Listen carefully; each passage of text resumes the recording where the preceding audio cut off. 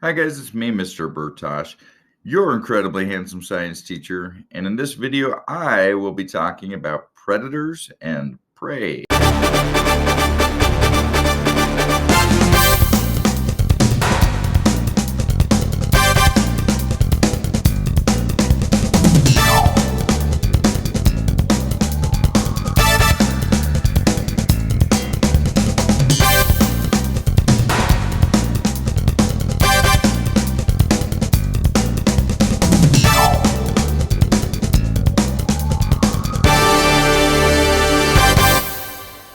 In an environment, any environment, that could be a forest or a desert or the plains or wherever, there are a lot of factors that impact living things. And we call these factors either biotic or abiotic, where biotic refers to living things or once living things or byproducts of living things, and abiotic refers to non-living things. I have a video on biotic versus abiotic, which you can watch, and which I'm not going to cover in a lot of detail here. Instead, in this video, I want to talk about one of the biotic factors in an environment, specifically the relationship between predators and prey. So, living things need energy. One of the basic needs of all living things is food to get the nutrients and energy that they need in order to be able to function. Well, where do living things get this energy from? They eat plants, maybe. If they are plants, they get it from the sunlight. But some living things, which are called predators, eat other living things, which are called prey. So predators are like the monsters of the animal kingdom. They're the creatures that the prey have nightmares about. Predators like foxes and wolves and eagles and lions, and I mean you can think of endless list of predators. They eat other living things.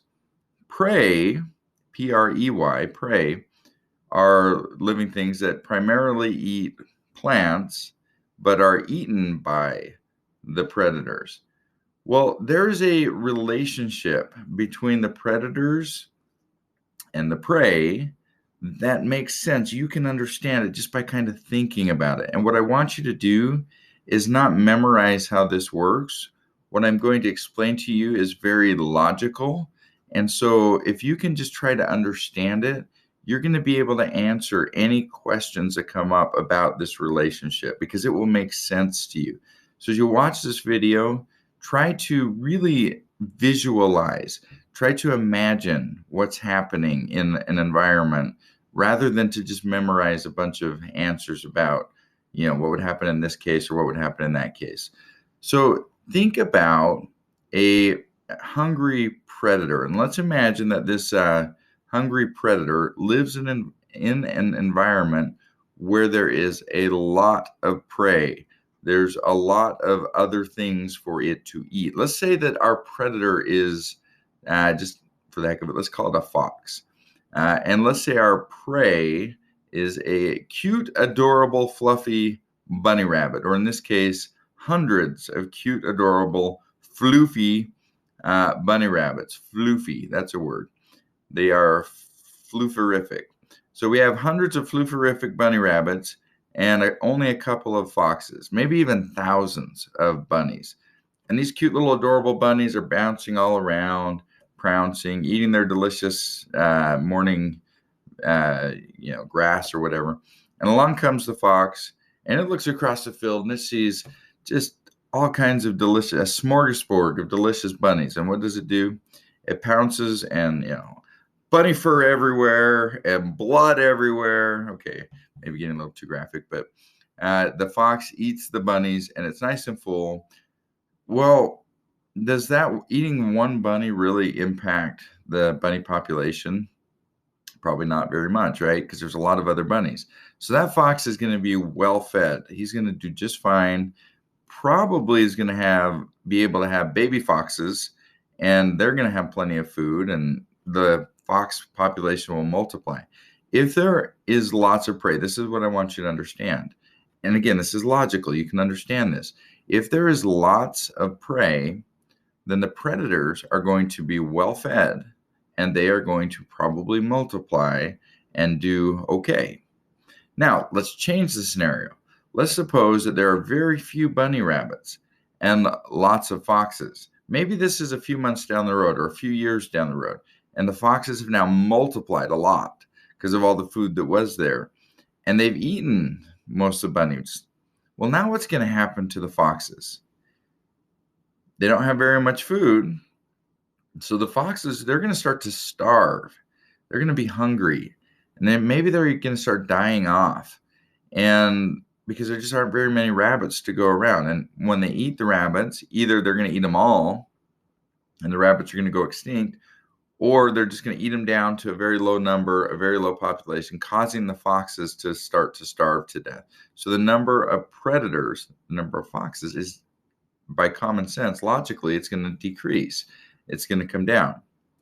Now let's reverse this. Let's think about bunnies.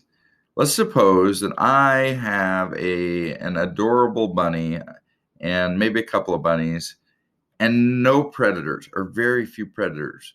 Well, what's going to happen to the bunnies? Without any predators, they're going to be able to make lots of bunny babies and cover the mountainside with bunny babies, and that'll be hopping and bouncing around all over the place, enjoying the vegetation. Okay. If there's very few predators, then the baby bunnies are going to multiply unrestricted. Well, what's the reverse of that again? If there's lots of prey, so I'm now one of the bunnies, and there's lots of prey, what's going to happen? Or predators, lots of predators. What's going to happen? Well, it's going to be hard for the prey. So the bunnies are going to be eaten, gobbled up. The delicious bunnies will be devoured and the population will come down. So what I want you to take from this or understand is that there is a relationship between predators and prey. And you can imagine this. You don't have to memorize any answers. As the number of prey go up, get my hand in the screen there. As the number of prey go up, okay, the number of predators goes up. As the number of prey comes down, the number of predators follows it down. Okay, and vice versa. If the number of predators goes up, the number of prey comes down. If the number of predators come down, the number of prey is going to go up. So there's this constant relationship. As we look at an actual environment and collect data pick any forest or anywhere, a savanna or anywhere where there are predators and preys, we see this constant shift between the number of predators and prey. Some years, there's a lot of prey and few predators, but then the predators start to come up because there's lots of food. Other years, the number of prey is going down, and then the predators are starving and their numbers are coming down. Okay, so there's this relationship, this common sense relationship between predator and prey. And if you don't quite grasp what I just taught, rewatch the video. Watch it a few times, because I don't want you to memorize, well, when this goes up, or when this comes down, whatever's happening. I don't want you to memorize answers. I want it to make sense to you, because you are smart enough to understand the relationship that exists between predators and prey.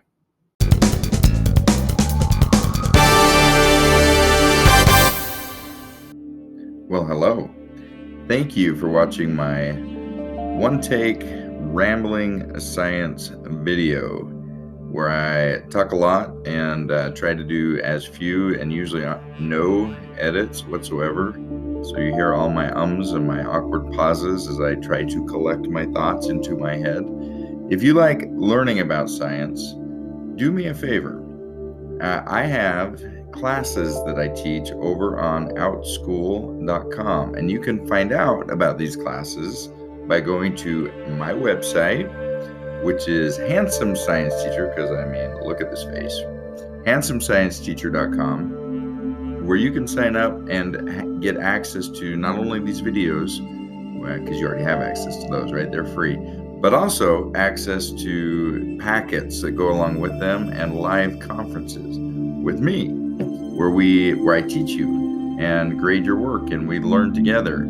I have an entire science curriculum from 5th through 8th grade science. Also, you are welcome to, if you would like to subscribe to my channel.